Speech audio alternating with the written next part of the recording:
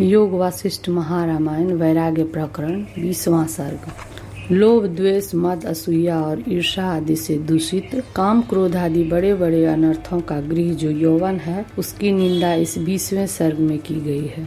श्री राम जी बोले, यह प्राणी बाल्यावस्था के अनर्थों को छोड़ के काम, क्रोध आदि रूपी पिशाचों से दूषित विषय भोग के उत्साह की भ्रांति से यौवन अवस्था में गिरने ही के अर्थ चढ़ता है। इस अवस्था में अनेक प्रकार की चेष्टा संयुक्त अपने चंचल अंतःकरण की राग, द्वेष आदि पूर्ण वृत्तियों को अनुभव करता हुआ ही यह मूर्ख दुख के ऊपर दुख ही पाता है। अपने ही चित्त में रहने वाला, नाना प्रकार की भ्रांति को उत्पन्न करने वाला काम रूपी पिशाच बलात्कार से इस मनुष्य को अपने वश में करके अनेक दुर्गति करता है। इस युवावस्था में अवश्य चित्त स्त्रियों के समान चंचल स्वभाव वाली चिंताओं के स्वेच्छाचार को ऐसा देता है जैसे बालकों के नेत्र को सिद्धांजन। हे मुने, इस युवावस्था में कामादि से वशीभूत कामादि रूप मनुष्य को बड़े भयंकर दोष इस अवस्था में पुष्ट कर दिए हैं, और जिनसे व्यभिचार हुआ, कलह और हत्यादि होते हैं, मनुष्य को सर्वथा नष्ट कर देते हैं। महानरक का मूल कारण और सदा अनेक भ्रम उत्पन्न करने वाले इस यौवन ने जिनको नष्ट नहीं किया, वे दूसरे से नष्ट नहीं हो सकते। नाना प्रकार के श्रृंगार आदि विषय के अभिलाष रूपी दुस्तर जलों से पूर्ण और राग द्वेष आदि रूपी चोर और व्याघ्रादि के आश्चर्यजनक वृत्तांतों से व्याप्त इस युवावस्था रूप जंगल भूमि से जो पार हो गया है, वही धीर कहलाता है। निमेष मात्र के लिए प्रकाश रूप अभिमान के वचन रूपी मेघ की गर्जना सहित विद्युत के प्रकाश के सदृश यह अमंगल यौवन मुझे अच्छा नहीं लगता। भोग समय में मधुर स्वाद युक्त, परिणाम में कटु और निंदादि दोष का हेतु, अनेक दोषों का भूषण, मदिरा के मद के समान यह यौवन मुझे अच्छा नहीं लगता। असत्य होने पर भी सत्य के समान, बहुत शीघ्र वंचना करने वाला, स्वप्न की स्त्री के समागम के समान यह यौवन मुझे अच्छा नहीं लगता। सब मनोहर वस्तुओं से क्षण मात्र के लिए सबको अति मनोहर, गंधर्व नगर के समान यह यौवन मुझे अच्छा नहीं लगता।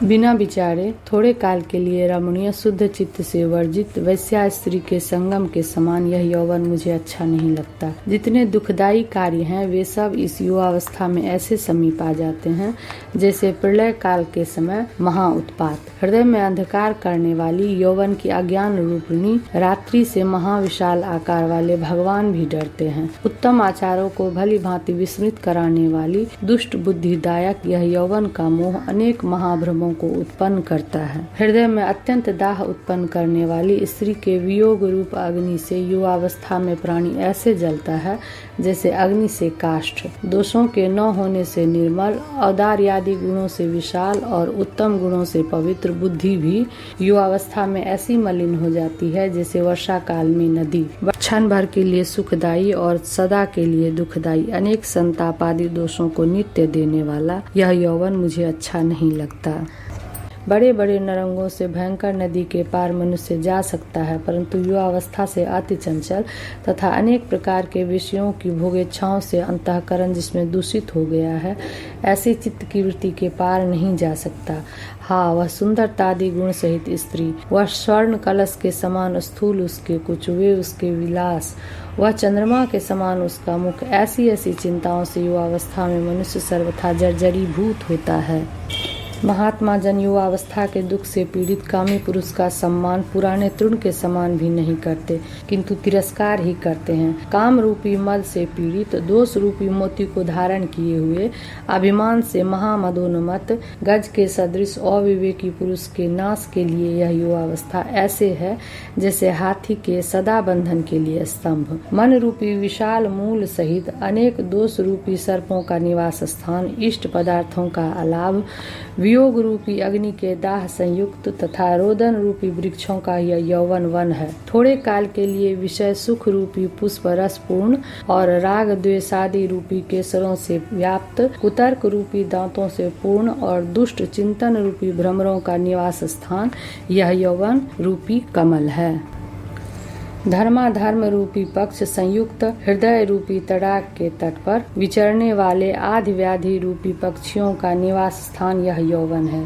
अनेक कुसंकल्प रूपी विलास कराने वाले तरंगों से युक्त जड़ों का निवास स्थान यह नव यौवन अवधि रहित समुद्र है। रजोगुण और तमोगुण रूपी धूलि से अंधकार को उत्पन्न करने से संपूर्ण उत्तम गुणों की वृष्टि की स्थिति को दूर करने में प्रवीण यह यौवन रूपी महाभयंकर वायु है।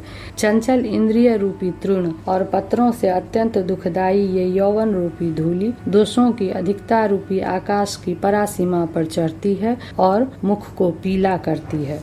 मनुष्यों के यौवन का उल्लास पापों की संपत्तियों का विलास है, जो दोष के समूहों को जगाता है और उत्तम गुणों के समूहों को नष्ट करता है। यह नूतन यौवन रूपी चंद्रमा शरीर रूपी कमल के रजोगुण रूपी धूलि में अति चंचल बुद्धि रूप भ्रमरी को बांध के मोहित कर लेता है। शरीर रूपी वन के खंड में उत्पन्न उन्नति को प्राप्त यह यौवन रूपी लता अपने संलग्न मन रूपी भ्रमर को मदोन्मत्त कर देता है। शरीर रूपी मरुस्थल की भूमि में काम के ताप से उत्पन्न जो युवावस्था रूपी मृग तृष्णा है, उसमें मन रूपी मृग दौड़ते हैं और विषय रूपी गड्ढों में गिरते हैं।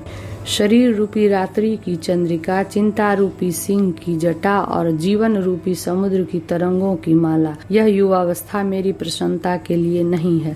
हे सुजनों, इस शरीर रूपी जंगल में जो यह युवावस्था रूपी शरद ऋतु अल्पकाल के लिए फल सहित देख पड़ती है, उसमें आप लोगों को विश्वास नहीं करना चाहिए। इस शरीर रूपी वृक्ष से यौवन रूपी पक्षी शीघ्रता से ऐसे चला जाता है जैसे मंदभागी मनुष्य के हाथ से चिंतामणि।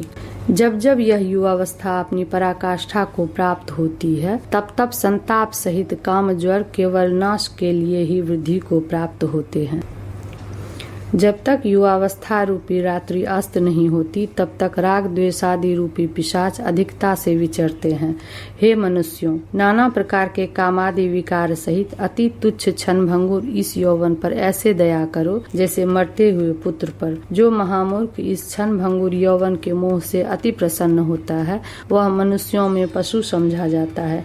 जो मनुष्य अभिमान और अज्ञान से इस यौवन में सार जान के लीन होकर अनर्थ करता है, वह दुर्बुद्धि शीघ्र ही पश्चाताप करता है। हे साधो, वे ही लोग पूज्य हैं, वे ही महात्मा हैं और वे ही इस संसार में मनुष्य कोटि की गणना के योग्य हैं, जो इस यौवन रूपी संकट से सुख पूर्वक पार हो गए हैं। मनुष्य बड़े बड़े मकरादि से पूर्ण समुद्र को सुख से पार हो जाते हैं, परंतु कामादि रूप प्रबल तरंगों से पूर्ण अनेक दोष युक्त इस नष्ट यौवन से नहीं।